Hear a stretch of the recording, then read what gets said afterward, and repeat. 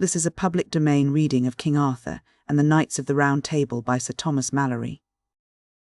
V.E. The marriage O.F. Arthur and Guinevere ANDTHE founding OFTHE Round Table.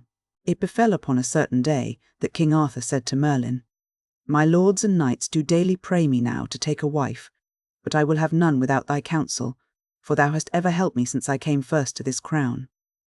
It is well, said Merlin, that thou shouldst take a wife, for no man of bounteous and noble nature should live without one.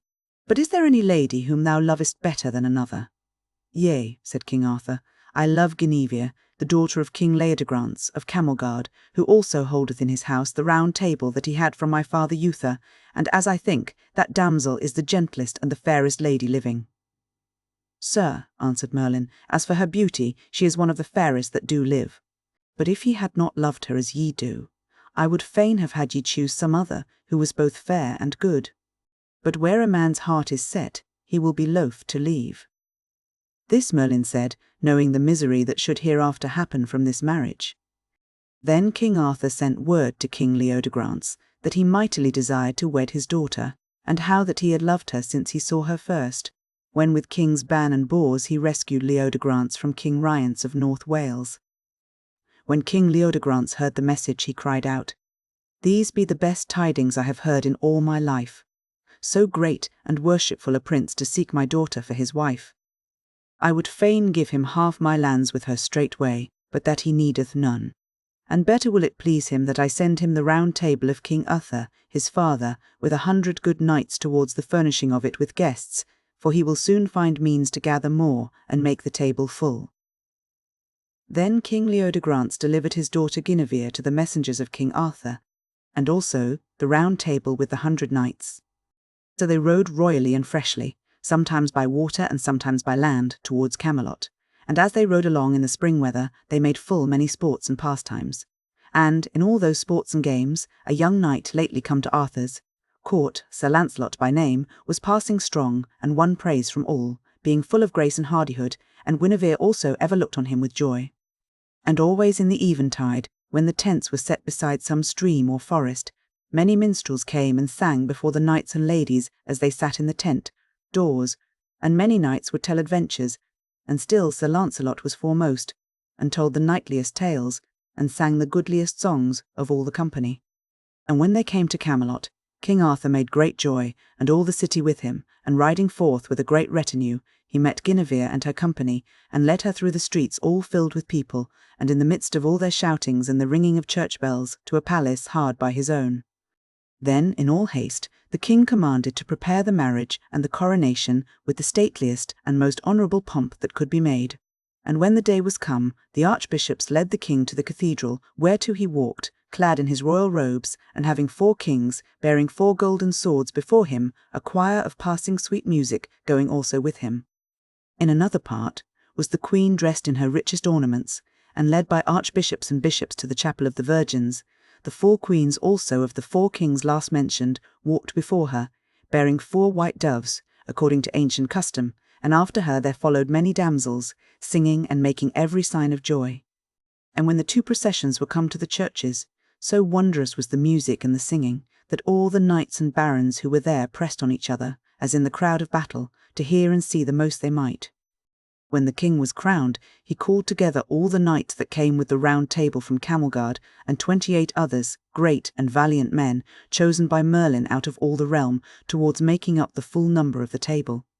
Then the Archbishop of Canterbury blessed the seats of all the knights, and when they rose again therefrom to pay their homage to King Arthur, there was found upon the back of each knight's seat his name, written in letters of gold. But upon one seat was found written, This is the Siege Perilous, wherein if any man shall sit save him whom heaven hath chosen, he shall be devoured by fire. Anon came young Gawain, the king's nephew, praying to be made a knight, whom the king knighted then and there.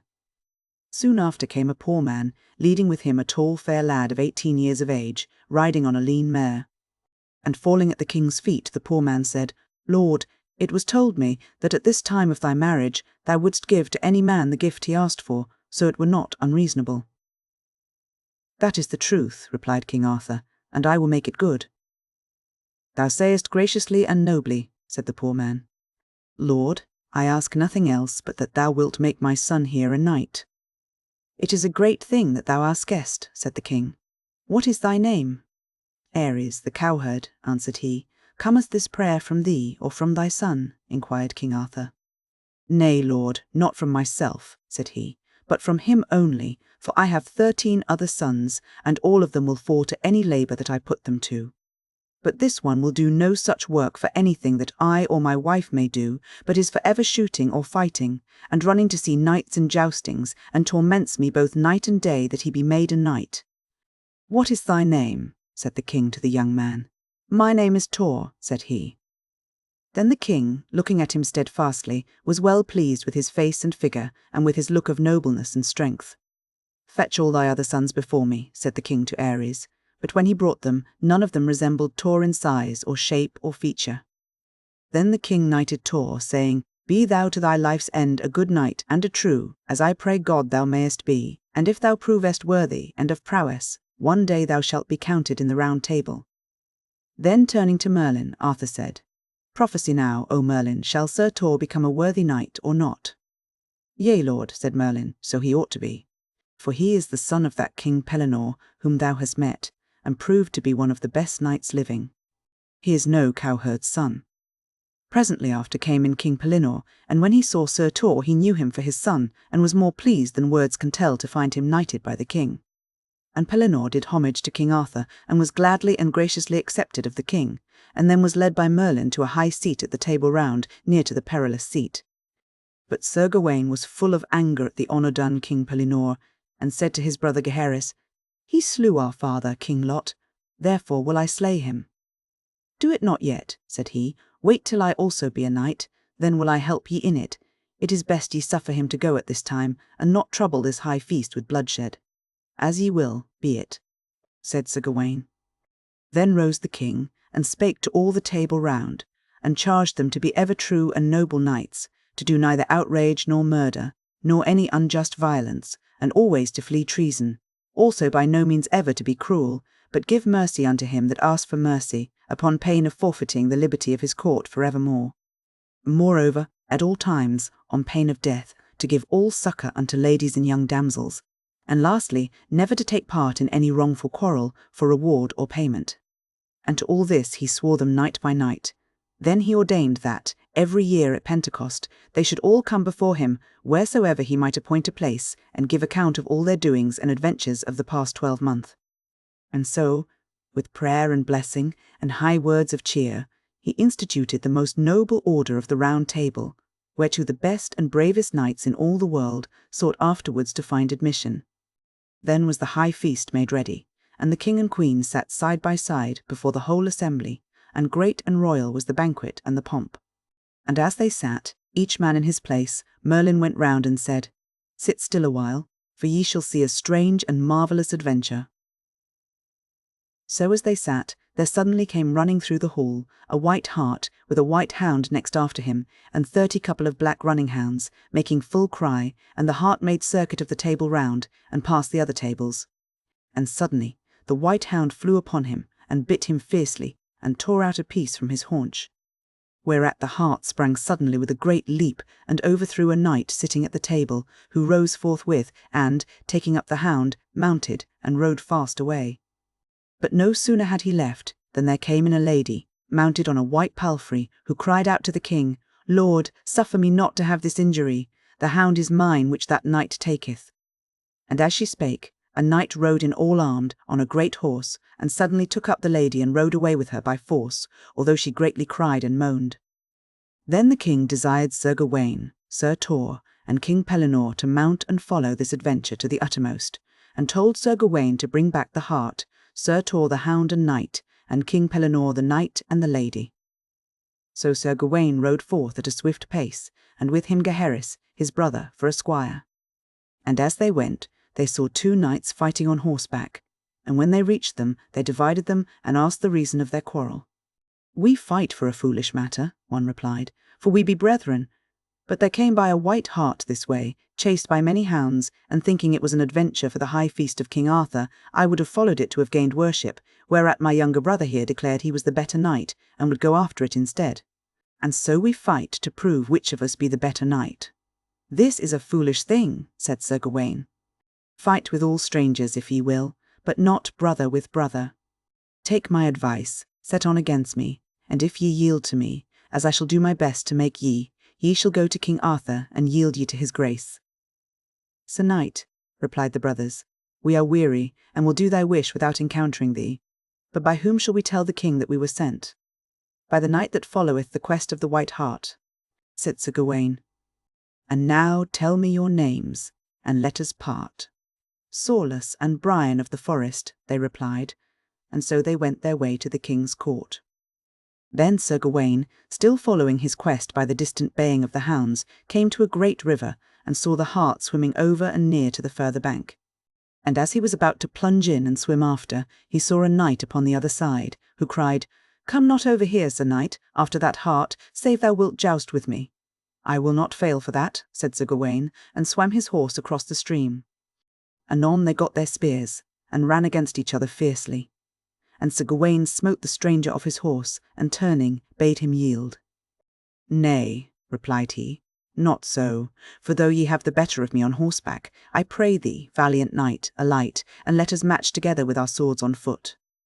What is thy name? Quoth Gawain. Alardin of the Isles, replied the stranger. Then they fell on each other. But soon Sir Gawain struck him through the helm, so deeply and so hard that all his brains were scattered, and Sir Alardin fell dead. Ah, said Gaheris, that was a mighty stroke for a young knight.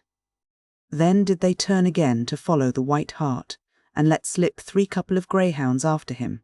And at the last they chased him to a castle, and there they overtook and slew him in the chief courtyard. At that there rushed a knight forth from a chamber, with a drawn sword in his hand, and slew 2 of the hounds before their eyes, and chased the others from the castle, crying, O my white hart, alas, that thou art dead! For thee my sovereign lady gave to me, and evil have I kept thee, but if I live, thy death shall be dear bought. Anon he went within and armed, and came out fiercely, and met Sir Gawain face to face. Why have ye slain my hounds? Said Sir Gawain. They did but after their nature, and ye had better have taken vengeance on me than on the poor dumb beasts. I will avenge me on thee also, said the other, ere thou depart this place. Then did they fight with each other savagely and madly, till the blood ran down to their feet. But at last Sir Gawain had the better, and felled the knight of the castle to the ground. Then he cried out for mercy, and yielded to Sir Gawain, and besought him as he was a knight and gentleman to save his life. Thou shalt die, said Sir Gawain, for slaying my hounds. I will make thee all amends within my power, replied the knight. But Sir Gawain would have no mercy, and unlaced his helm to strike his head off, and so blind was he with rage that he saw not where a lady ran out from her chamber and fell down upon his enemy. And making a fierce blow at him, he smote off by mischance the lady's head. Alas, cried Gaheris, foully and shamefully have ye done. The shame shall never leave ye. Why give ye not your mercy unto them that ask it? A knight without mercy is without worship also. Then Sir Gawain was sore amazed at that fair lady's death, and knew not what to do, and said to the fallen knight, Arise, for I will give thee mercy. Nay, nay, said he, I care not for thy mercy now, for thou hast slain my lady and my love, that of all earthly things I love the best. I repent me sorely of it, said Sir Gawain, for I meant to have struck thee, but now shalt thou go to King Arthur, and tell him this adventure, and how thou hast been overcome by the knight that followeth the quest of the white hart. I care not whether I live or die, or where I go, replied the knight. So Sir Gawain sent him to the court to Camelot, making him bear 1 dead greyhound before, and 1 behind him on his horse. Tell me thy name before we part, said he. My name is Athmore of the Marsh, he answered. Then went Sir Gawain into the castle, and prepared to sleep there, and began to unarm, but Gaheris upbraided him, saying, Will ye disarm in this strange country? Bethink ye must needs have many enemies about. No sooner had he spoken than there came out suddenly 4 knights, well armed, and assailed them hard, saying to Sir Gawain, Thou new-made knight, how hast thou shamed thy knighthood? A knight without mercy is dishonoured. Slayer of fair ladies, shame to thee evermore. Doubt not thou shalt thyself have need of mercy ere we leave thee. Then were the brothers in great jeopardy, and feared for their lives, for they were but 2 to 4, and weary with travelling, and one of the 4 knights shot Sir Gawain with a bolt, and hit him through the arm, so that he could fight no more. But when there was nothing left for them but death, there came 4 ladies forth, and prayed the 4 knights mercy for the strangers. So they gave Sir Gawain and Gaheris their lives, and made them yield themselves prisoners. On the morrow came one of the ladies to Sir Gawain, and talked with him, saying, Sir Knight, what cheer? Not good, said he. It is your own default, sir, said the lady, for ye have done a passing foul deed in slaying that fair damsel yesterday, and ever shall it be great shame to you. But ye be not of King Arthur's kin. Yea, truly am I, said he. My name is Gawain, son of King Lot of Orkney, whom King Pellinore slew, and my mother, Bellicent, is half-sister to the king. When the lady heard that, she went and presently got leave for him to quit the castle, and they gave him the head of the White Hart to take with him, because it was in his quest, but made him also carry the dead lady with him. Her head hung round his neck, and her body lay before him on his horse's neck.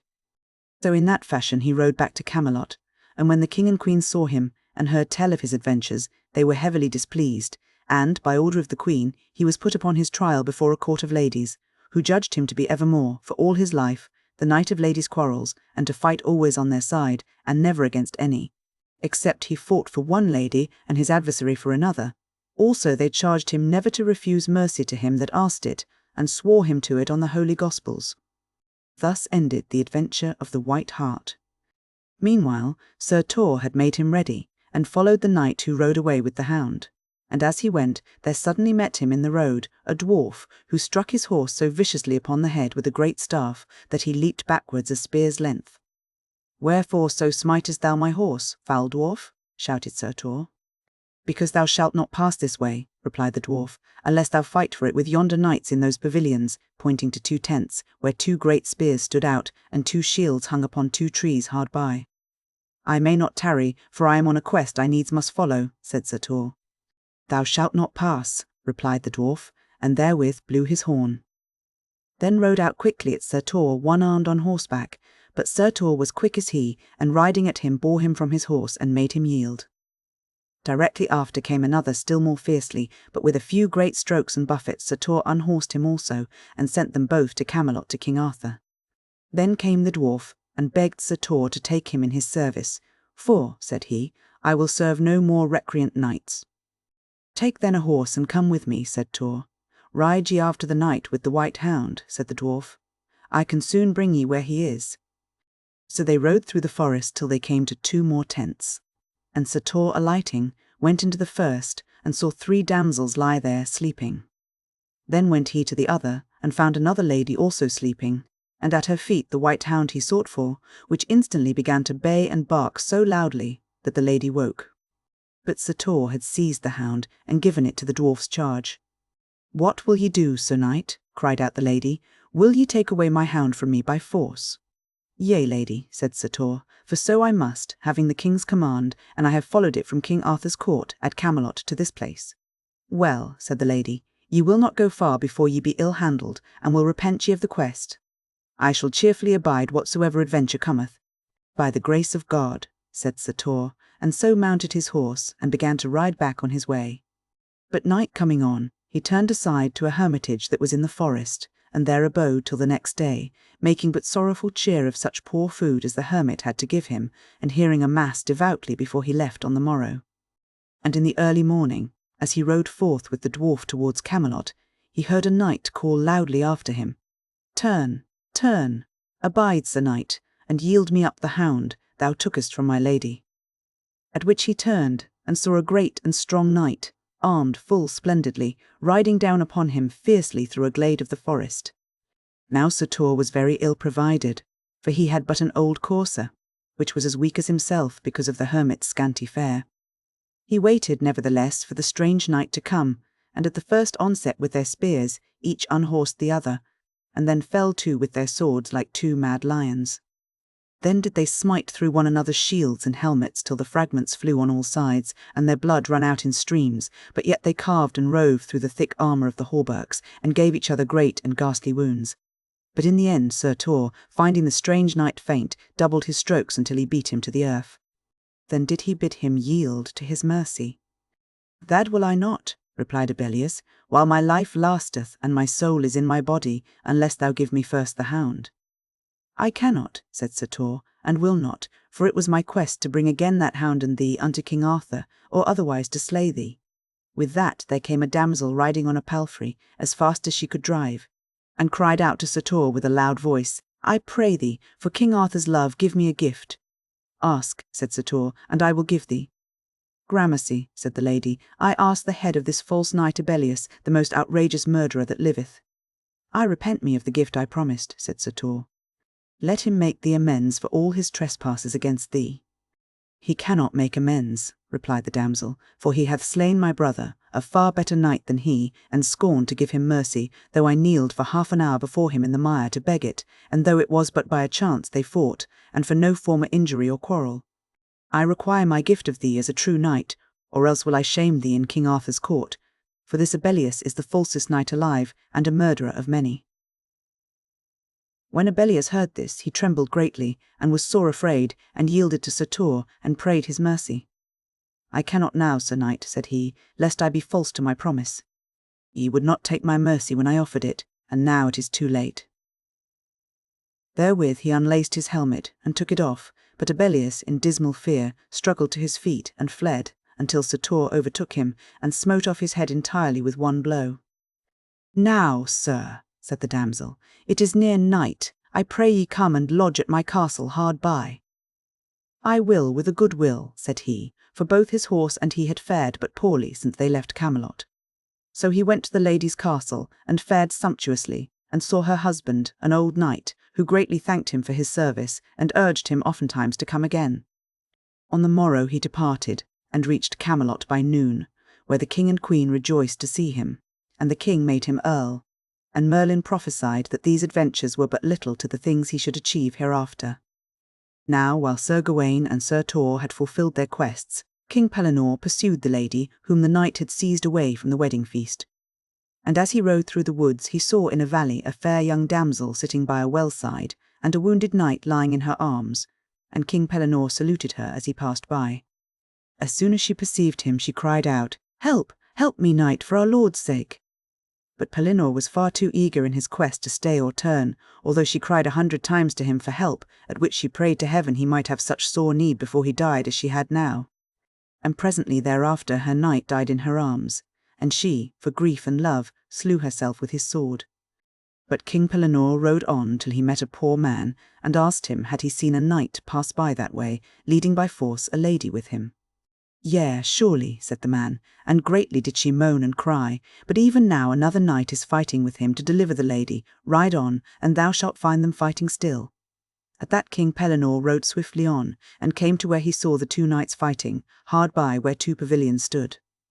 And when he looked in one of them, he saw the lady that was his quest, and with her the two squires of the two knights who fought. "Fair lady," said he, "ye must come with me unto King Arthur's court." "Sir Knight," said the two squires, "yonder be two knights fighting for this lady. Go part them, and get their consent to take her, ere thou touch her." "Ye say well," said King Pellinore, and rode between the combatants, and asked them why they fought. "Sir Knight," said the one, "yon lady is my cousin, mine aunt's daughter, whom I met borne away against her will, by this knight here, with whom I therefore fight to free her." "Sir Knight," replied the other, whose name was Huntlake of Wentland, "this lady got I, by my arms and prowess, at King Arthur's court today." "That is false," said King Pellinore. "Ye stole the lady suddenly, and fled away with her, before any knight could arm to stay thee. But it is my service to take her back again. Neither of ye shall therefore have her, but if ye will fight for her, fight with me now and here." "Well," said the knights, "make ready, and we will assail thee with all our might." Then Sir Hantzlake ran King Pellinore's horse through with his sword, so that they might be all alike on foot. But King Pellinore at that was passing wroth, and ran upon Sir Hantzlake with a cry, "Keep well thy head," and gave him such a stroke upon the helm as clove him to the chin, so that he fell dead to the ground. When he saw that, the other knight refused to fight, and kneeling down said, "Take my cousin the lady with thee, as thy quest is, but as thou art a true knight, suffer her to come to neither shame nor harm." So the next day King Pellinore departed for Camelot, and took the lady with him, and as they rode in a valley full of rough stones, the damsel's horse stumbled and threw her, so that her arms were sorely bruised and hurt. And as they rested in the forest for the pain to lessen, night came on, and there they were compelled to make their lodging. A little before midnight they heard the trotting of a horse. "Be ye still," said King Pellinore, "for now we may hear of some adventure," and therewith he armed her. Then he heard 2 knights meet and salute each other, in the dark, one riding from Camelot, the other from the north. "What tidings at Camelot?" said one. "By my head," said the other, "I have but just left there, and have espied King Arthur's court, and such a fellowship is there as never may be broke or overcome, for well nigh all the chivalry of the world is there, and all full loyal to the king, and now I ride back homewards to the north to tell our chiefs, that they waste not their strength in wars against him." "As for all that," replied the other knight, "I am but now from the north, and bear with me a remedy, the deadliest poison that ever was heard tell of, and to Camelot will I with it, for there we have a friend close to the king, and greatly cherished of him, who hath received gifts from us to poison him, as he hath promised soon to do." "Beware," said the first knight, "of Merlin, for he knoweth all things by the devil's craft." "I will not fear for that," replied the other, and so rode on his way. Anon King Pellinore and the lady passed on again, and when they came to the well at which the lady with the wounded knight had sat, they found both knight and damsel utterly devoured by lions and wild beasts, all save the lady's head. When King Pellinore saw that, he wept bitterly, saying, "Alas! I might have saved her life had I but tarried a few moments in my quest." "Wherefore make so much sorrow now?" said the lady. "I know not," answered he, "but my heart grieveth greatly for this poor lady's death, so fair she was and young." Then he required a hermit to bury the remains of the bodies, and bear the lady's head with him to Camelot, to the court. When he was arrived, he was sworn to tell the truth of his quest before the king and queen, and when he had entered, the queen somewhat upbraided him, saying, "Ye were much to blame that ye saved not that lady's life." "Madam," said he, "I shall repent it all my life." "Ay, king," quoth Merlin, who suddenly came in, "and so ye ought to do, for that lady was your daughter, not seen since infancy by thee. And she was on her way to court, with a right good young knight, who would have been her husband, but was slain by treachery of a felon knight, Lorraine le Savage, as they came. And because thou wouldst not abide and help her, thy best friend shall fail thee in thine hour of greatest need, for such as the penance ordained thee for that deed."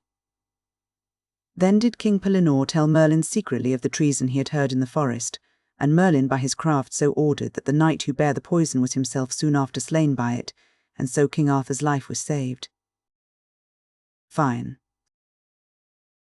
THE Adventure, OF Arthur ANDSIR, OF Gaul. Being now happily married, King Arthur for a season took his pleasure with great tournaments and jousts and huntings. So once upon a time, the king and many of his knights rode hunting in a forest, and Arthur, King Urience, and Sir Accolon of Gaul followed after a great hart, and being all 3 well mounted, they chased so fast that they outsped their company, and left them many miles behind. But riding still as rapidly as they could go, at length their horses fell dead under them. Then being all 3 on foot, and seeing the stag not far before them, very weary and nigh spent. "What shall we do?" said King Arthur, "for we are hard bested." "Let us go on afoot," said King Urience, "till we can find some lodging." At that they saw the stag lying upon the bank of a great lake, with a hound springing at his throat, and many other hounds trooping towards him. So, running forward, Arthur blew the death note on his horn, and slew the hart. Then lifting up his eyes, he saw before him on the lake a barge, all draped down to the water's edge, with silken folds and curtains, which swiftly came towards him, and touched upon the sands, but when he went up close and looked in, he saw no earthly creature. Then he cried out to his companions, "Sirs, come ye hither, and let us see what there is in this ship." So they all 3 went in, and found it everywhere throughout furnished, and hung with rich draperies of silk and gold. By this time eventide had come, when suddenly 100 torches were set up on all sides of the barge, and gave a dazzling light, and at the same time came forth 12 fair damsels, and saluted King Arthur by his name, kneeling on their knees, and telling him that he was welcome, and should have their noblest cheer, for which the king thanked them courteously. Then did they lead him and his fellows to a splendid chamber, where was a table spread with all the richest furniture, and costliest wines and viands, and there they served them with all kinds of wines and meats, till Arthur wondered at the splendour of the feast, declaring he had never in his life supped better or more royally. After supper they led him to another chamber, than which he had never beheld a richer, where he was left to rest. King Leodegrance also, and Sir Accolon, were each conducted into rooms of like magnificence. And so they all three fell asleep, and being very weary, slept deeply all that night.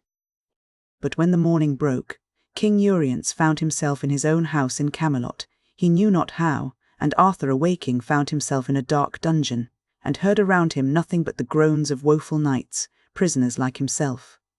Then said King Arthur, "Who are ye, thus groaning and complaining?" And someone answered him, "Alas, we be all prisoners, even 20 good knights, and some of us have lain here 7 years, some more, nor seen the light of day for all that time." "For what cause?" said King Arthur. "Know ye not then yourself?" They answered, "We will soon tell you.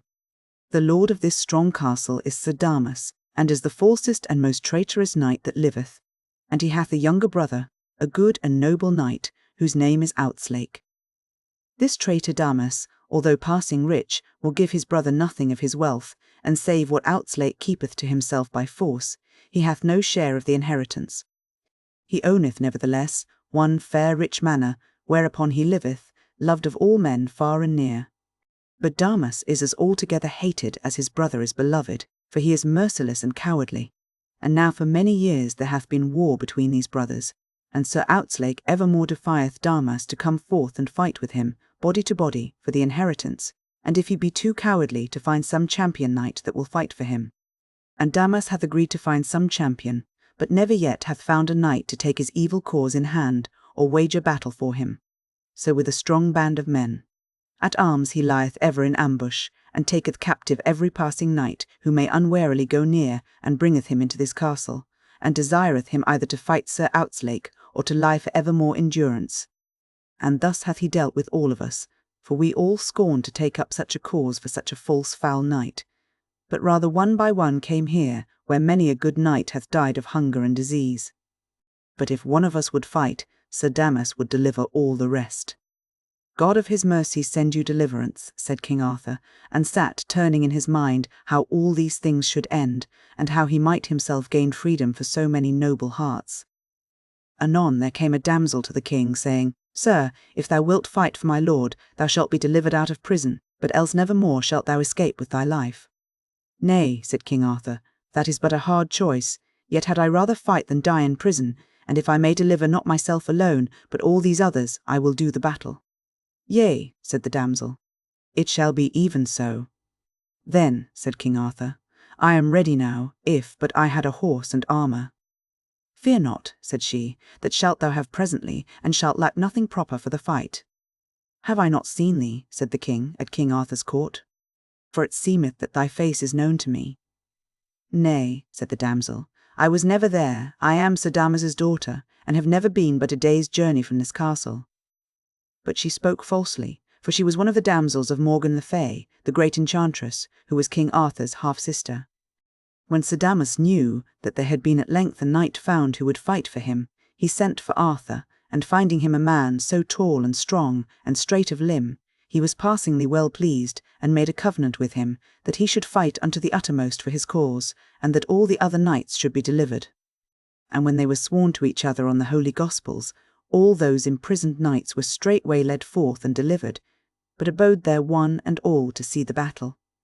In the meanwhile there had happened to Sir Accolon of Gaul a strange adventure, for when he awoke from his deep sleep upon the silken barge, he found himself upon the edge of a deep well, and in instant peril of falling thereinto. Whereat, leaping up in great affright, he crossed himself and cried aloud, "May God preserve my lord King Arthur and King Leodegrance, for those damsels in the ship have betrayed us, and were doubtless devils and no women, and if I may escape this misadventure, I will certainly destroy them wheresoever I may find them." With that there came to him a dwarf with a great mouth and a flat nose, and saluted him, saying that he came from Queen Morgan le Fay.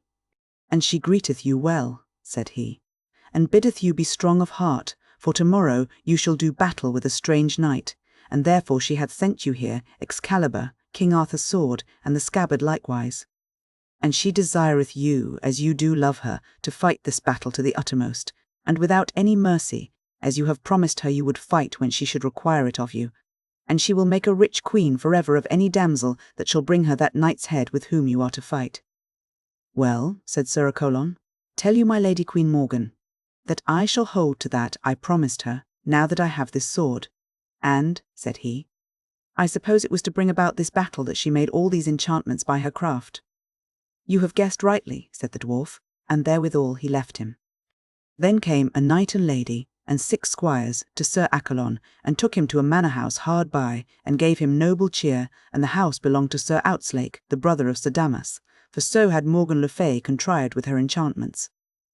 Now Sir Outzlake himself was at that time sorely wounded and disabled, having been pierced through both his thighs by a spear thrust.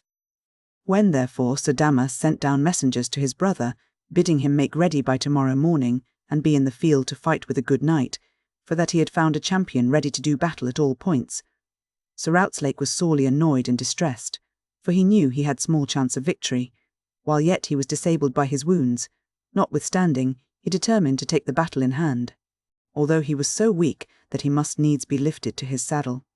But when Sir Accolon of Gaul heard this, he sent a message to Sir Outzlake, offering to take the battle in his stead, which cheered Sir Outzlake mightily, who thanked Sir Accolon with all his heart, and joyfully accepted him. So, on the morrow, King Arthur was armed and well horsed, and asked Sir Damas, "When shall we go to the field?" "Sir," said Sir Damas, "you shall first hear mass." And when mass was done, there came a squire on a great horse, and asked Sir Damas if his knight were ready, "For our knight is already in the field." Then King Arthur mounted on horseback, and there around were all the knights, and barons, and people of the country, and 12 of them were chosen to wait upon the 2 knights who were about to fight. And as King Arthur sat on horseback, there came a damsel from Morgan le Fay, and brought to him a sword, made like Excalibur, and a scabbard also, and said to him, "Morgan le Fay sendeth you here your sword for her great love's sake." And the king thanked her, and believed it to be as she said, but she traitorously deceived him, for both sword and scabbard were counterfeit, brittle, and false. And the true sword Excalibur was in the hands of Sir Accolon. Then, at the sound of a trumpet, the champions set themselves on opposite side of the field, and giving rein and spur to their horses, urged them to so great a speed that each smiting the other in the middle of the shield, rolled his opponent to the ground, both horse and man. Then, starting up immediately, both drew their swords and rushed swiftly together. And so they fell to eagerly, and gave each other many great and mighty strokes.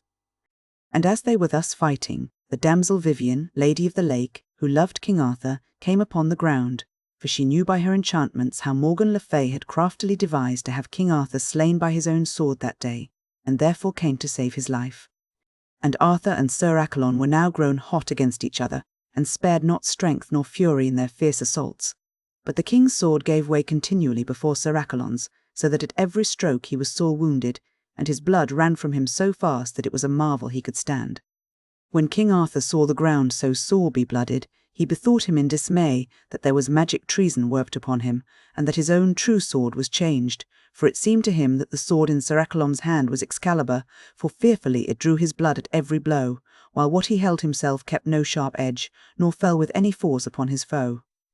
"Now, knight, look to thyself, and keep thee well from me," cried out Sir Accolon. But King Arthur answered not, and gave him such a buffet on the helm as made him stagger and nigh fall upon the ground.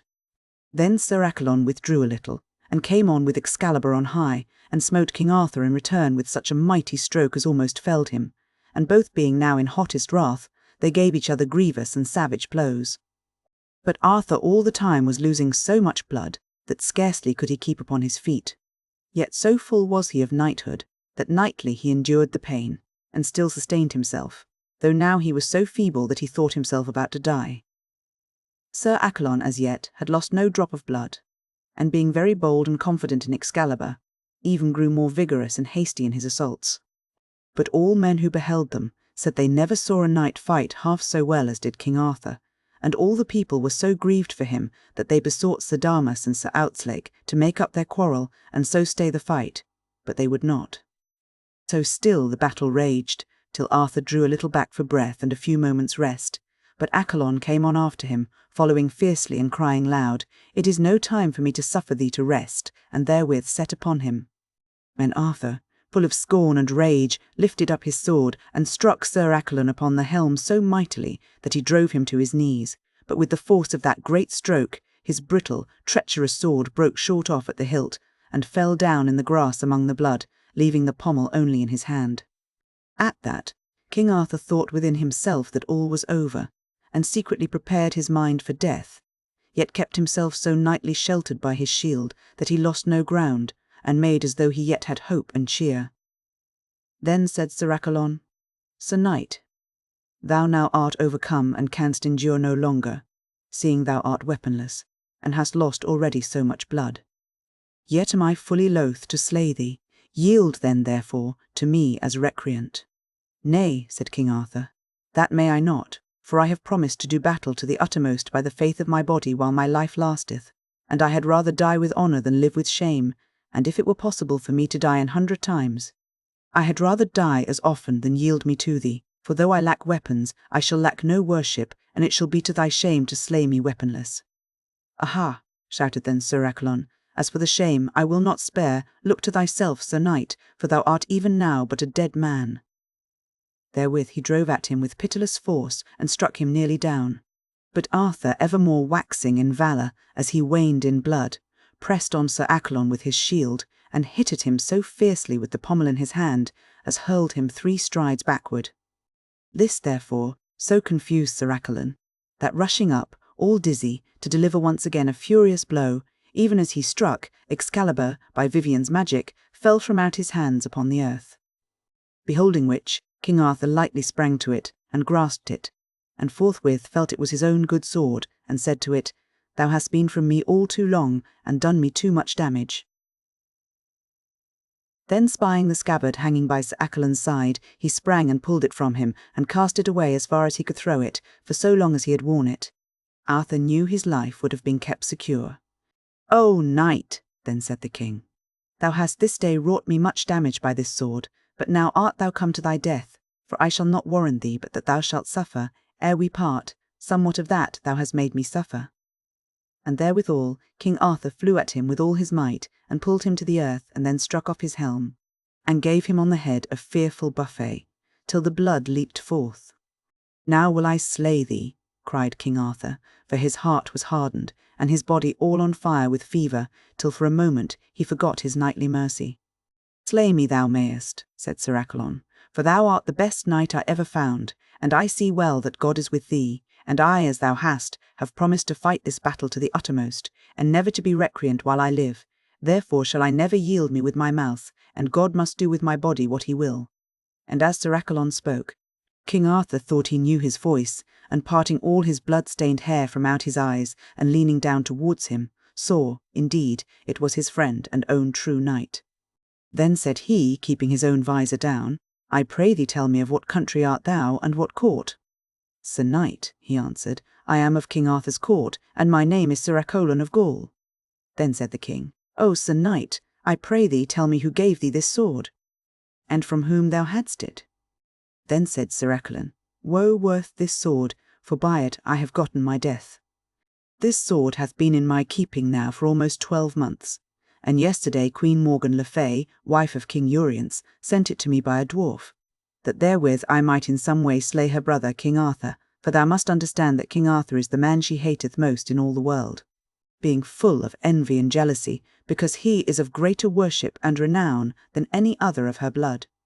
She loveth me also as much as she doth hate him, and if she might contrive to slay King Arthur by her craft and magic, then would she straightway kill her husband also, and make me the king of all this land, and herself my queen, to reign with me. But now," said he, "all that is over, for this day I am come to my death." "It would have been sore treason of thee to destroy thy lord," said Arthur.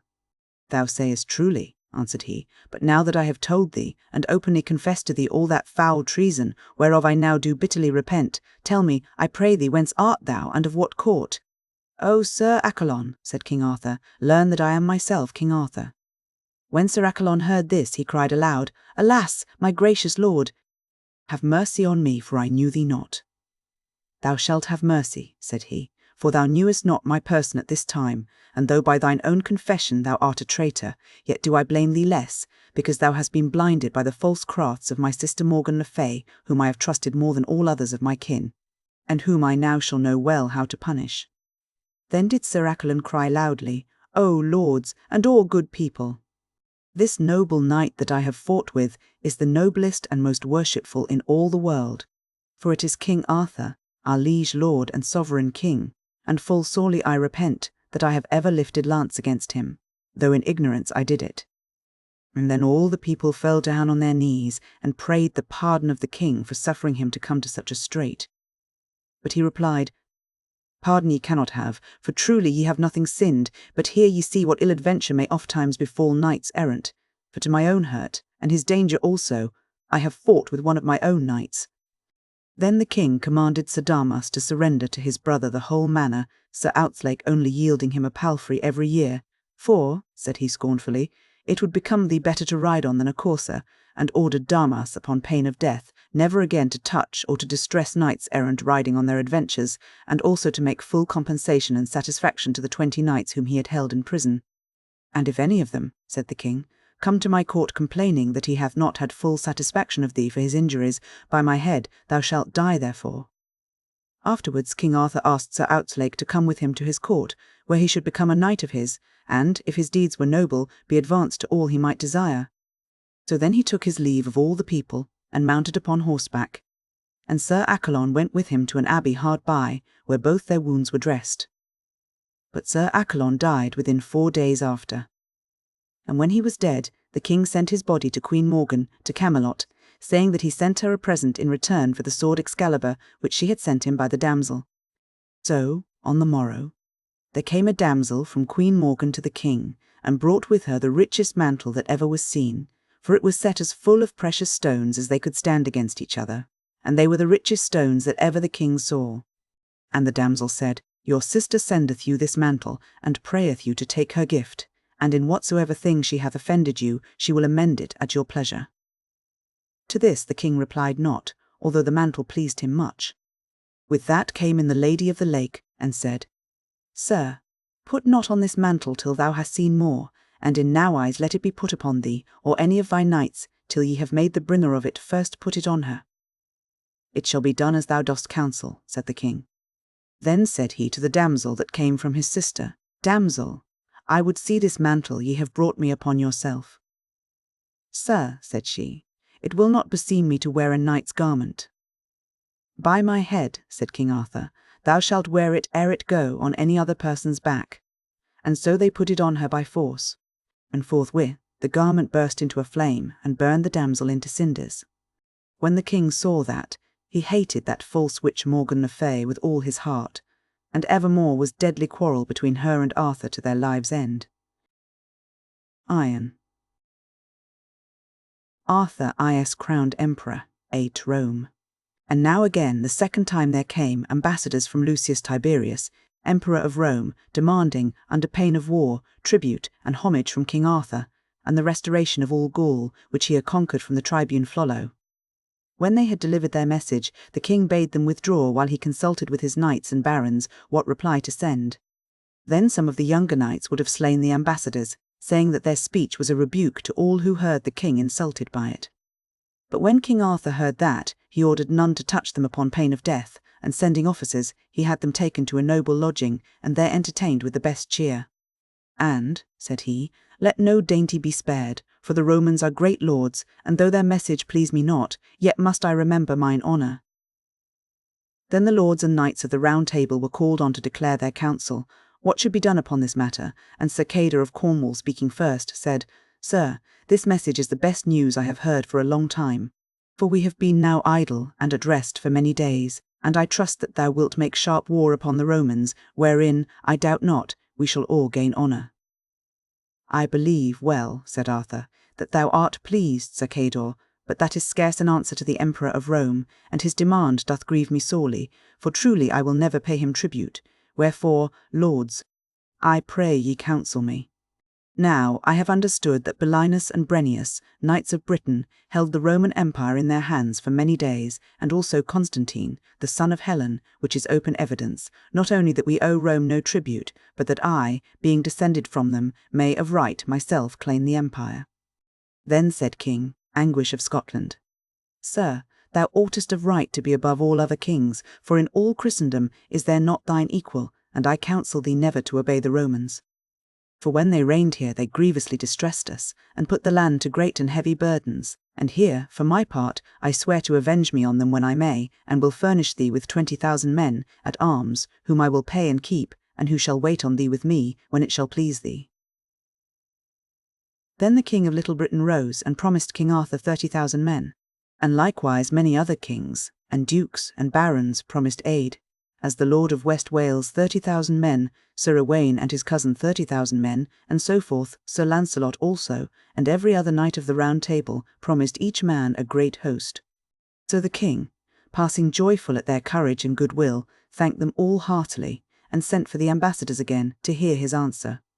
I will, said he, that ye now go back straightway unto the emperor your master, and tell him that I give no heed to his words, for I have conquered all my kingdoms by the will of God and by my own right arm, and I am strong enough to keep them without paying tribute to any earthly creature.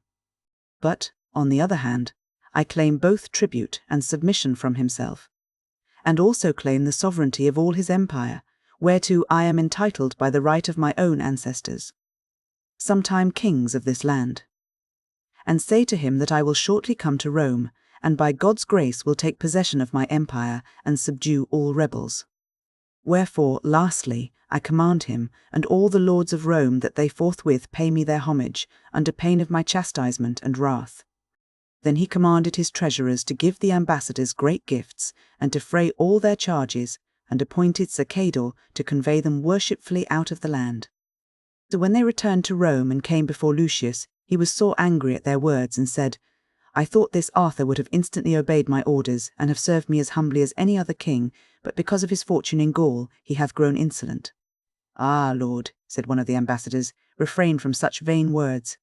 For truly I, and all with me, were fearful at his royal majesty and angry countenance. I fear me thou hast made a rod for thee more sharp than thou hast counted on. He meaneth to be master of this empire, and is another kind of man than thou supposest, and holdeth the most noble court of all the world. We saw him on the New Year's Day, served at his table by 9 kings, and the noblest company of other princes, lords, and knights that ever was in all the world, and in his person he is the most manly-seeming man that liveth, and looketh like to conquer all the earth. Then Lucius sent messengers to all the subject countries of Rome, and brought together a mighty army, and assembled 16 kings, and many dukes, princes, lords, and admirals, and a wondrous great multitude of people. 50 giants also, born of fiends, were set around him for a bodyguard. With all that host he straightway went from Rome, and passed beyond the mountains into Gaul, and burned the towns and ravaged all the country of that province, in rage for its submission to King Arthur. Then he moved on towards Little Britain. Meanwhile, King Arthur, having held a parliament at York, left the realm in charge of Sir Baudouin and Sir Constantine, and crossed the sea from Sandwich to meet Lucius. And so soon as he was landed, he sent Sir Gawain, Sir Bors, Sir Lionel, and Sir Bedivere to the emperor, commanding him to move swiftly and in haste out of his land, and, if not, to make himself ready for battle, and not continue ravaging the country and slaying harmless people. Anon, those noble knights attired themselves and set forth on horseback to where they saw, in a meadow, many silken tents of divers colours, and the emperor's pavilion in the midst, with a golden eagle set above it. Then Sir Gawain and Sir Bors rode forward, leaving the other 2 behind in ambush, and gave King Arthur's message, to which the emperor replied, Return, and tell your lord that I am come to conquer him and all his land. At this, Sir Gawain burned with anger, and cried out, I had, rather than all France, that I might fight with thee alone. And I also, said Sir Bors. Then a knight named Ganius, a near cousin of the emperor, laughed out aloud, and said, Lo! How these Britons boast and are full of pride, bragging as though they bear up all the world. At these words Sir Gawain could refrain no longer, but drew forth his sword, and with one blow shore off Ganius's head. Then with Sir Bors he turned his horse and rode over waters and through woods, back to the ambush, where Sir Lionel and Sir Bedivere were waiting. The Romans followed fast behind them till the knights turned and stood, and then Sir Bors smote the foremost of them through the body with a spear and slew him on the spot. Then came on Calibera, a huge Pavian, but Sir Bors overthrew him also. And then the company of Sir Lionel and Sir Bedivere brake forth from their ambush and fell on the Romans, and slew and hewed them down, and forced them to return and flee, chasing them to their tents. But as they neared the camp, a great host more rushed forth and turned the battle backwards, and in the turmoil Sir Bors and Sir Beryl fell into the Romans' hands.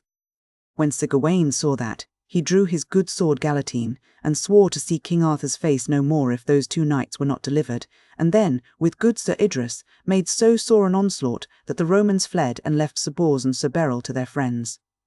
So the Britons returned in triumph to King Arthur, having slain more than 10,000 Romans and lost no man of worship from amongst themselves.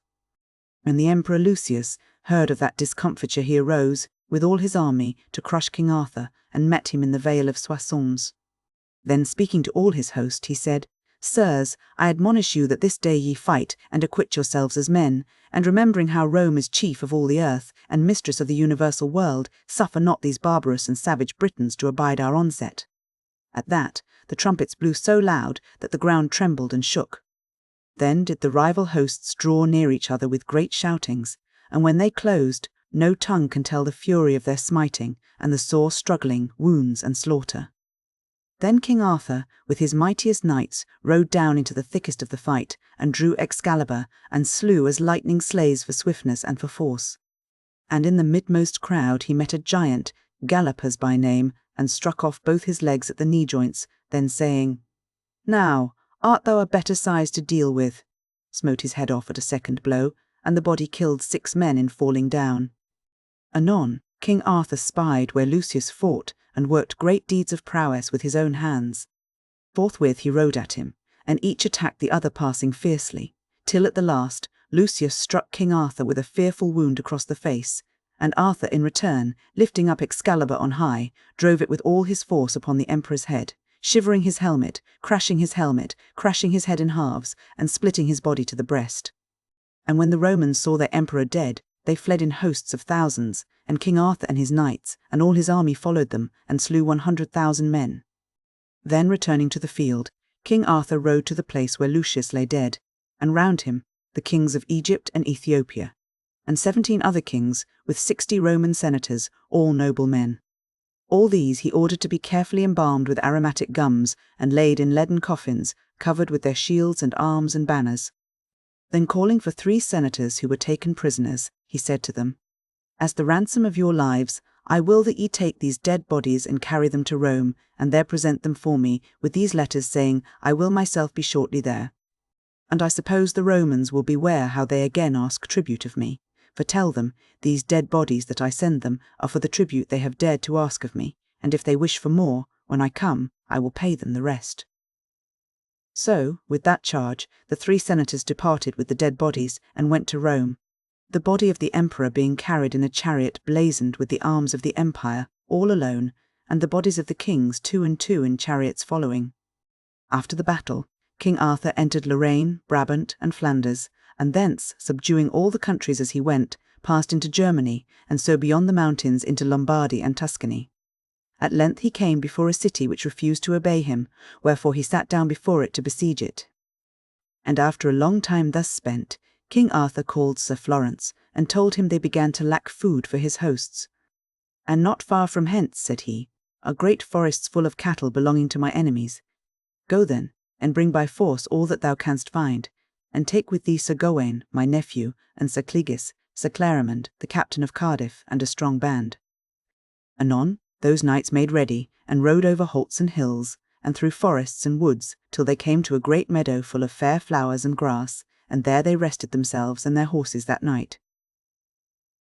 And at the dawn of the next day, Sir Gawain took his horse and rode away from his fellows to seek some adventure. Soon he saw an armed knight walking his horse by a wood's side, with his shield laced to his shoulder, and no attendant with him save a page, bearing a mighty spear, and on his shield were blazoned 3 gold griffins. When Sir Gawain spied him, he put his spear in rest, and riding straight to him, asked who he was.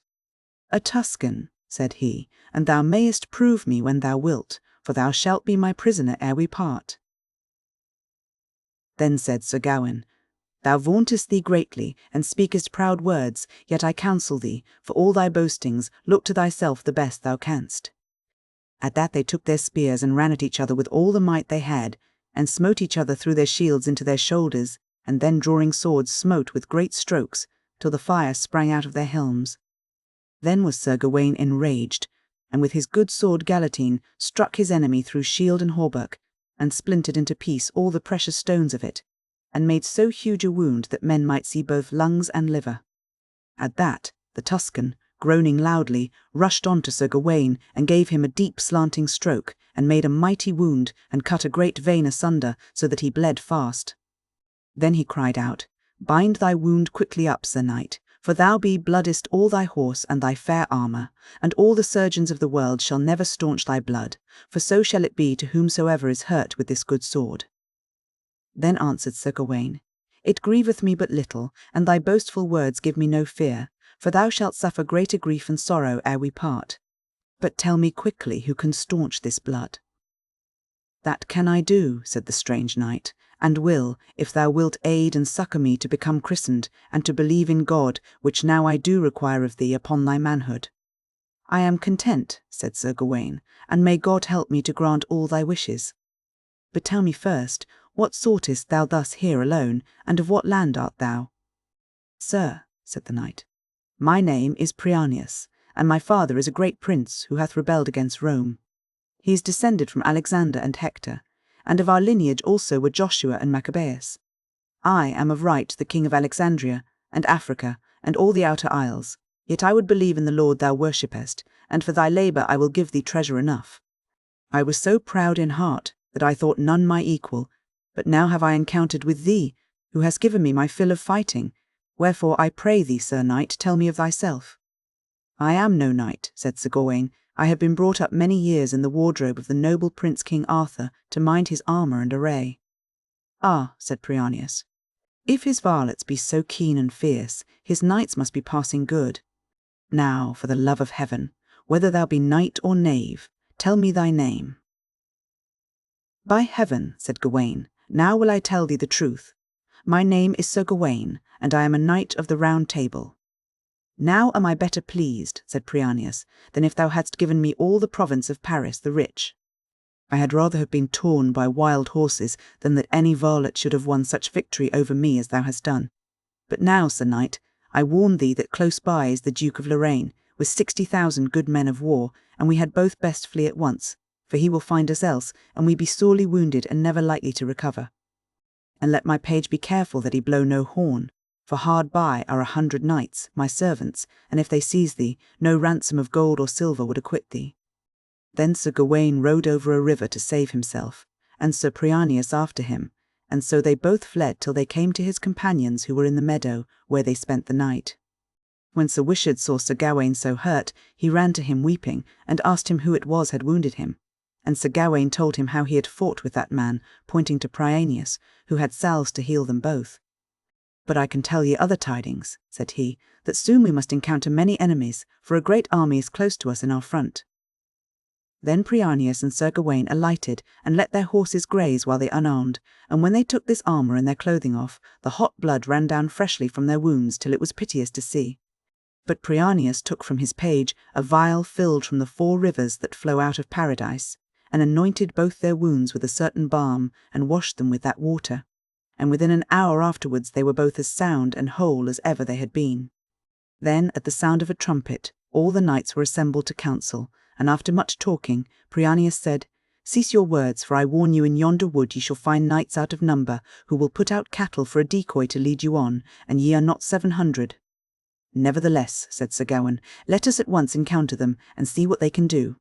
And may the best have the victory."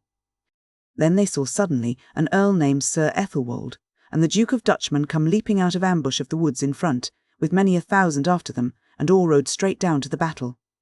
And Sir Gawain, full of ardour and courage, comforted his knights, saying, "They all are ours." Then the 700 knights, in one close company, set spurs to their horses and began to gallop, and fiercely met their enemies. And then were men and horses slain and overthrown on every side, And in and out amidst them all, the knights of the Round Table pressed and thrust, and smote down to the earth all who withstood them, till at length the whole of them turned back and fled. By heaven, said Sir Gawain, this gladdeneth well my heart, for now, behold them as they flee. They are full 70,000 less in number than they were an hour ago. Thus was the battle quickly ended, and a great host of high lords and knights of Lombardy and Saracens left dead upon the field. Then Sir Gawain and his company collected a great plenty of cattle, and of gold and silver, and all kind of treasure, and returned to King Arthur, where he still kept the siege. Now God be thanked, cried he, but who is he that standeth yonder by himself, and seemeth not a prisoner? Sir, said Sir Gawain, he is a good man with his weapons, and hath matched me, but cometh hither to be made a Christian. Had it not been for his warnings, we none of us should have been here this day. I pray thee, therefore, let him be baptized, for there can be few nobler men or better knights. So Prianius was christened, and made a duke and knight of the Round Table. Presently afterwards they made a last attack upon the city, and entered by the walls on every side. And as the men were rushing to the pillage, came the Duchess forth, with many ladies and damsels, and kneeled before King Arthur, and besought him to receive their submission. To whom the king made answer, with a noble countenance, Madam, be well assured that none shall harm ye, or your ladies, neither shall any that belong to thee be hurt, but the Duke must abide my judgment. Then he commanded to stay the assault, and took the keys from the Duke's eldest son, who brought them kneeling. Anon the Duke was sent a prisoner to Dover for his life, and rents and taxes were assigned for dowry of the Duchess and her children. Then went he on with all his hosts, winning all towns and castles, and wasting them that refused obedience, till he came to Viterbo. From thence he sent to Rome, to ask the senators whether they would receive him for their lord and governor. In answer came out to him all the senate who remained alive, and the cardinals, with a majestic retinue and procession, and laying great treasures at his feet, they prayed him to come in at once to Rome, and there be peaceably crowned as emperor. At this next Christmas, said King Arthur, will I be crowned, and hold my Round Table in your city. Anon he entered Rome, in mighty pomp and state, and after him came all his hosts, and his knights, and princes, and great lords, arrayed in gold and jewels, such as never were beheld before. And then was he crowned emperor by the Pope's hands, with all the highest solemnity that could be made. Then, after his coronation, he abode in Rome for a season, settling his lands and giving kingdoms to his knights and servants, to each one after his deserving, and in such wise fashion that no man among them all complained. Also he made many dukes and earls, and loaded all his men, at arms with riches and great treasures. When all this was done, the lords and knights, and all the men of great estate, came together before him, and said, Noble Emperor, by the blessing of eternal God, thy mortal warfare is all finished, and thy conquests all achieved. For now in all the world is none so great and mighty as to dare make war with thee. Wherefore we beseech and heartily pray thee of thy noble grace, to turn thee homeward, and give us also leave to see our wives and homes again. For now we have been from them a long season, and all thy journey is completed with great honour and worship. Ye say well, replied he, and to tempt God is no wisdom. Therefore make ready in all haste, and turn we home to England. So King Arthur returned with his knights and lords and armies, in great triumph and joy, through all the countries he had conquered, and commanded that no man, upon pain of death, should rob or do any violence by the way. And crossing the sea, he came at length to Sandwich, where Queen Guinevere received him, and made great joy at his arrival. And through all the realm of Britain was there such rejoicing as no tongue can tell. Ix. Ir Gawain, Andthe made Yiththe narrow sleeves. Now it happened that as Sir Gawain was riding one day through the country, he encountered a troop of knights, followed by a squire, who led a Spanish charger, and about whose neck was hung a shield. Gawain rode up to the squire and said, Tell me, what is yonder troop that hath ridden by? The squire answered, Sir, Merlin of Lys, a brave and hardy knight. Is it to him you belong? Sir Gawain asked. Nay, sir, said the squire, my master is Tudaves, a knight as worthy as this one. Tudaves I know, said Gawain. Whither fareth he? Tell me the truth. He proceedeth to a tourney, sir, which this Merlin of Lys hath undertaken against Thebor of Tintagel. If you will take my advice, you will throw yourself into the castle, and take part against the outsiders. "Was it not," cried Gawain, "in the house of this Thibault that Meliance of Lys was nurtured?" "Ay, sir, so God save me," said the squire. "His father loved Thibault, and trusted him so much that on his deathbed he committed to his care his little son, whom Thibault cherished and protected, until the time came when the youth petitioned his daughter to give him her love, but she replied that she would never do that until he should be made a knight. The youth, being ardent, forthwith had himself knighted, and then returned to the maiden. "Nay," answered the girl to his renewed suit, "it shall never be, until in my presence you shall have achieved such feats of arms that I will know my love hath cost you somewhat, for those things which come suddenly are not so sweet as those we earn. If you wish my love, take a tournament of my father.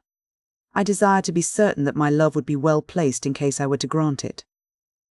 What she suggested he performed, for love hath such lordship over lovers that those who are under his power would never dare refuse whatever it pleased him to enjoin. "And you, sir, sluggish will you be if you do not enter the castle, for they will need you greatly if you might help them." To which Sir Gawain answered, "Brother, go thy way, it would be wise of you, and let my affairs be." So the squire departed, and Gawain rode towards Tintagel, for there was no other way by which he could pass. Now Thibault had summoned all his kith and kin, who had come, high and low, old and young. But he could not get the permission of his council to joust with his master, for the councillors feared lest he should utterly ruin their castle. Therefore the gates had been walled up with stones and mortar, leaving as the only approach one small postern, which had a gate made of copper, as much as a cart could haul. Sir Gawain rode to the gate, behind the troop that bore his harness, for there was no other road within 7 leagues. He found the postern shut, and so he turned into a close below the tower that was fenced with a palisade. He dismounted under an oak and hung up his shields. Thither came the folk from the castle, most of them sorry that the tourney had been abandoned. In the fortress was an aged nobleman, great in land and lineage, whose word no one disputed. A long way off the troop had been pointed out to him, and before they rode into the close he went to Thibault, and said, "Sir, so God save me, I have seen 2 companions of King Arthur, worthy men who ride this way. I advise you to tourney with good hope, for we have brave knights and servants and archers who will slay their horses, and I am certain they will joust before this gate. If their pride shall bring them, the gain will be ours, and theirs will be the loss and the shame." As a result of this counsel, Thibault allowed those who wished to take their arms and sally forth. The knights were right glad, and their squires ran after their horses, while the dames and the damsels climbed high places to see the tourney. Below, in the meadow, they saw the arms of Sir Gawain, and at first thought that they were 2 knights, because 2 shields hung from the tree. They cried out that they were fortunate to see 2 such knights arm, so some thought, but others exclaimed, "Fair Lord God, this knight hath arms and steeds sufficient for 2, if he hath no companion, what will he do with 2 shields? Never was seen a knight who carried 2 shields at one and the same time. It is very strange if one man means to bear 2 shields." While the ladies talked, and the knights went forth from the castle, the elder daughter of Thibault mounted to the tower, she, on account of whom the tournament had been undertaken, and with her younger sister, whose sleeves were so quaint that she was called the maid with the narrow sleeves, for she wore them tight. Dames and damsels climbed the tower with them, and the tourney was joined in front of the castle. None bore himself so well as Meliance of Lys, by the testimony of his fair friend, who said to those about her, "Ladies, never did I see a knight who delighted me as doth Meliance of Lys. Is it not a pleasure to see such a knight? That man must have a good seat, and be skilful in the use of lance and shield, who beareth himself so excellently." Thereupon her sister, who sat by her side, said that she saw a fairer knight. The elder maiden was angry and rose to strike her sister. But the ladies interfered and held her back, so that she missed her blow, which greatly incensed her. In the tournament many lances were shivered, shields pierced, and knights unhorsed, and it went hard with the knight who met Meliance of Lys, for there was none he did not throw on the hard ground. If his lance broke, he dealt great blows with his sword, and he bore himself better than any other knight on either side, to the great joy of his fair friend, who could not resist exclaiming, "Ladies, it is wonderful! Behold the best bachelor knight of whom minstrel hath ever sung, or whom eyes have ever seen, the fairest and bravest of all those in the tourney." Then the little girl cried, "I see a handsomer one, and 'tis like a better." The elder sister grew hot. "Ha, girl, you were malapert when you were so unlucky as to blame one whom I praised. Take that, to teach you better another time." So saying, she slapped her sister, so hard that she left on the little girl's cheek the print of her 5 fingers. But the ladies who sat near scolded her and took her away. After that they fell to talking of Sir Gawain. One of the damsels said, "The knight beneath yonder tree, why doth he delay to take arms?" A second damsel, who was ruder, exclaimed, "He hath sworn to keep the peace." And a third added, "He is a merchant." "Don't tell me that he desireth to joust, he bringeth horses to market." "He is a money changer," said a fourth. "The goods he hath he meaneth to sell to poor bachelors. Trust me, he hath money or raiment in those chests." "You have wicked tongues," cried the little girl, "and you lie. Do you think a merchant would bear such huge lances? You tire me to death, talking such nonsense. By the faith that I owe the Holy Spirit, he seemeth to me a knight rather than a merchant or a money changer." "He is a knight, and he looketh like one." The ladies all cried with one voice, "Fair sweet friend, if he looketh so, it doth not follow that he is so. He putteth it on because he wisheth to cheat the tariff. But in spite of all his cleverness he is a fool, for he will be taken up and hung for a cheat." Now Gawain heard all that the ladies said about him, and he was ashamed and annoyed. But he thought, and thought rightly, that he lay under an accusation of treason, and that it was his duty to keep his pledge or forever disgrace himself and his line. It was for this reason that he took no part in the tourney, lest, if he fought, he should be wounded or taken prisoner. Meliants of Liss called for great lances to strike harder blows. Until night fell the tourney continued before the gate. The man who took any booty carried it to some place where he thought it would be safe. Then the ladies saw a squire, tall and strong, who held a piece of a lance and bore on his neck a steel cap. One of the ladies, who was foolish, called to him, saying, "Sir Squire, so God help me, it is foolish of you to make prize of that tester, those arms and croup-piece. If you do a squire's duty, you deserve a squire's wage. Below, in yonder meadow, is a man who hath riches he cannot defend. Unwise is he who misseth his gain, while he hath the power to take it. He seemeth the most debonair of knights, and yet he would not stir if one plucked his beard. If you are wise, take the armour and the treasure, none will hinder you." The squire went into the meadow and struck one of Gawain's horses, crying, "Vassal, are you sick that all day long you gape here and have done nothing, neither pierced shield nor shivered lance?" Sir Gawain answered, "Pray, what is it to you why I tarry?" "You shall know, but not now. Get you gone about your business." The squire withdrew, for Gawain was not the type of man to whom he would dare say anything unpleasant. The tourney ended after many knights had been killed and many horses captured. The outsiders had had the best, and the people of the castle gained by the intermission. At parting, they all agreed that on the morrow, with songs, they would meet again and continue the encounter. So for that night they separated, and those who had sallied forth returned to the castle, followed by Sir Gawain. At the gate he met the nobleman who had advised his lord to engage in the tourney. This man accosted him pleasantly, and said, "Fair sir, in this castle your hostel is ready. If it pleaseth you, remain here, for if you should go on it would be long before you arrived at a lodging, therefore I urge you to stay." "I will tarry, your mercy," said Gawain. "I have heard worse words." The man led the guest to his house, talking of this and that, and asked him why on that day he had not borne arms. Sir Gawain explained how he had been accused of treason, and was bound to be on his guard against prison and wounds until he could free himself from the reproach that was cast upon him, for it would be to the dishonour of himself and his friends if he should fail to appear at the time appointed. The nobleman praised him, and said that if this was the reason he had done right. With that he led Gawain to his house, where they dismounted. The people of the castle blamed him, wondering how his lord would take it, while the elder daughter of Thebort did her best to make trouble for Gawain, on account of her sister, with whom she was angry. "Sir," she said to her father, "on this day you have suffered no loss, but made a gain, greater than you think. You have only to go and take it.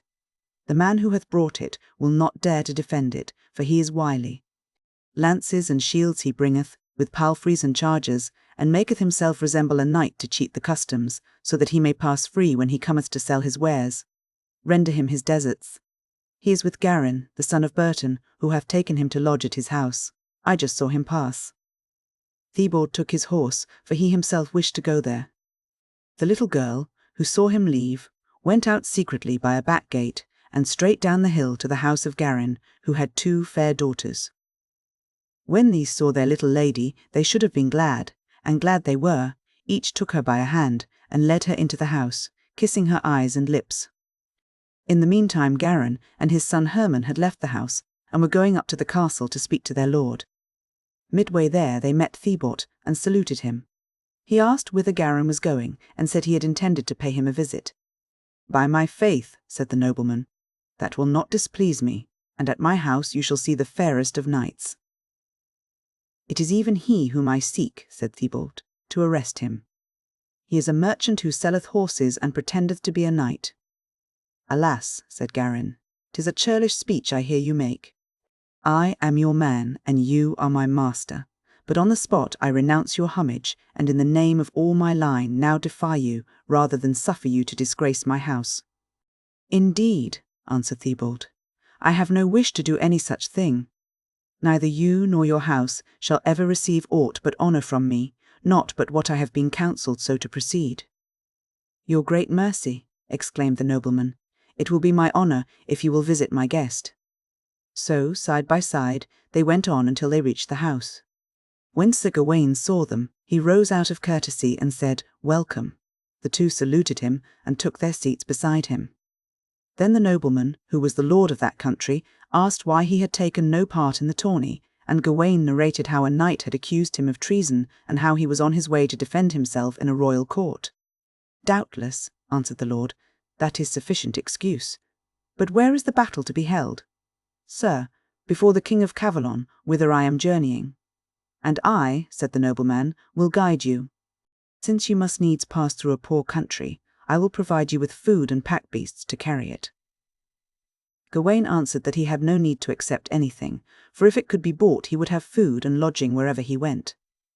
With these words Thibaut took leave. As he departed, from the opposite direction he saw come his little daughter, who embraced Gawain's leg and said, "Fair sir, listen, I have come to complain of my sister, who hath beaten me, so please you do me justice."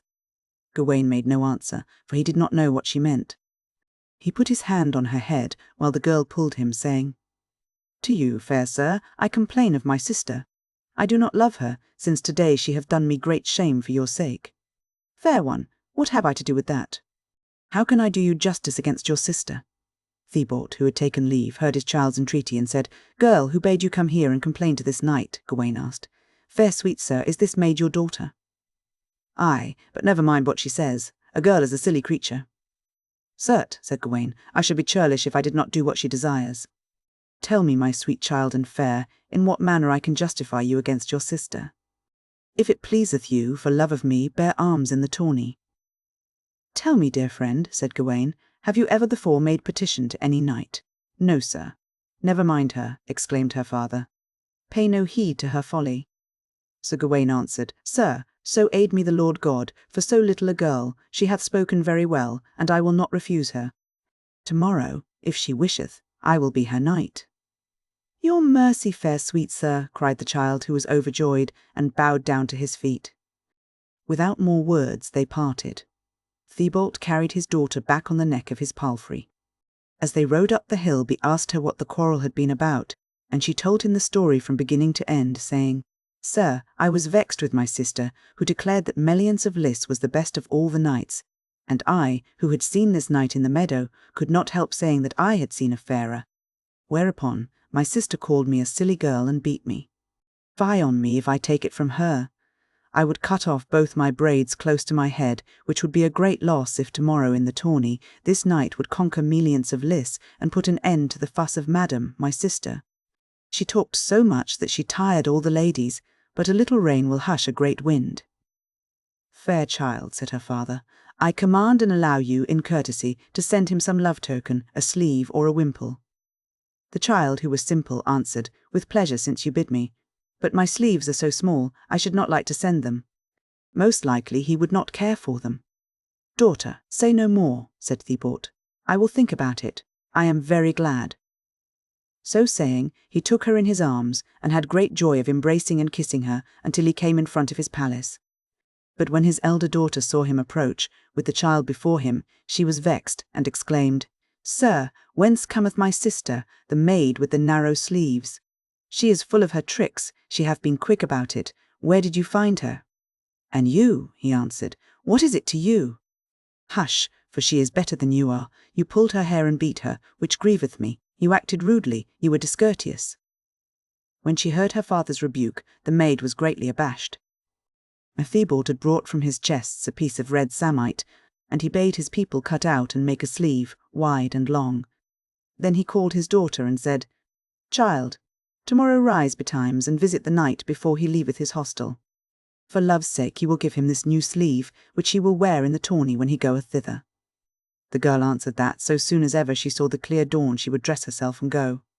With that her father went his way, while she, in great glee, charged her companions that they should not let her oversleep, but should wake her when day broke, if they would have her love them. They did as she wished, and when it dawned caused her to wake and dress.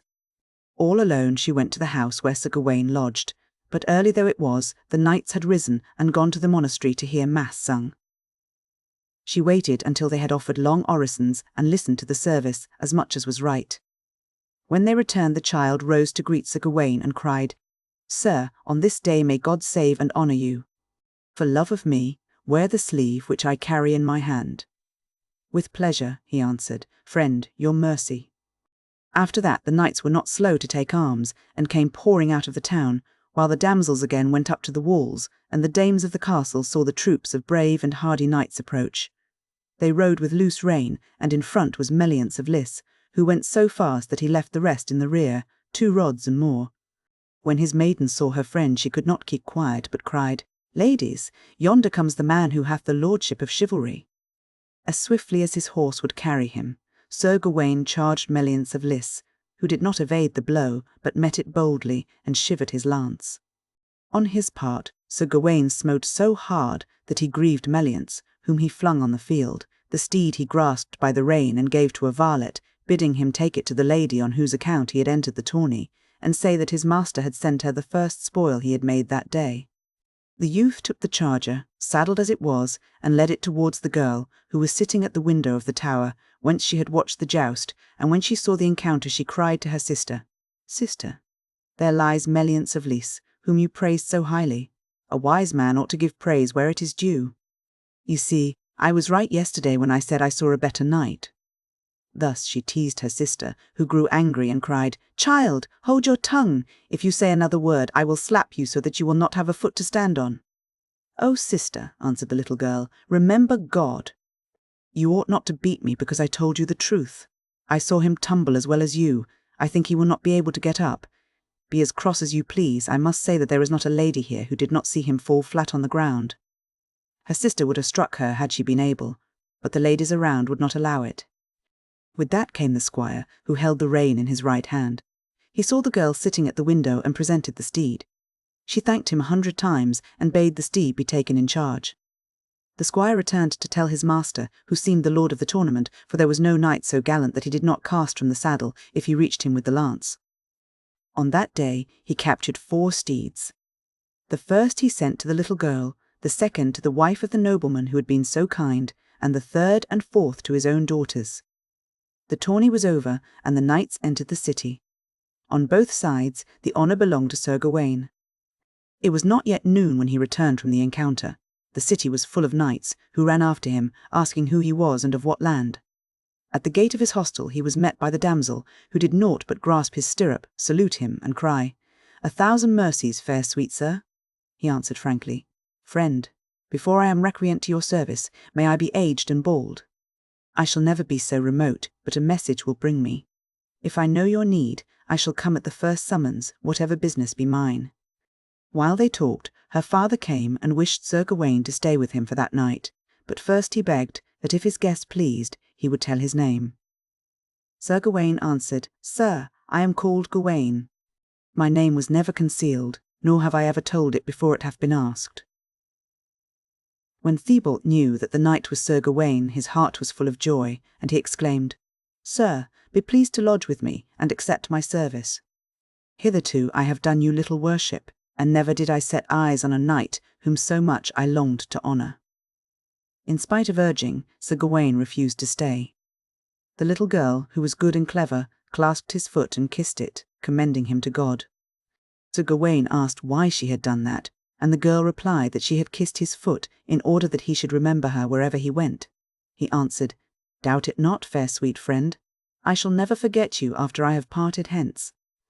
With that Sir Gawain took leave of his host and the others, who one and all commended him to God. That night he slept in an abbey, and had all that was necessary. Th. Champions, OFTHE, Round Table.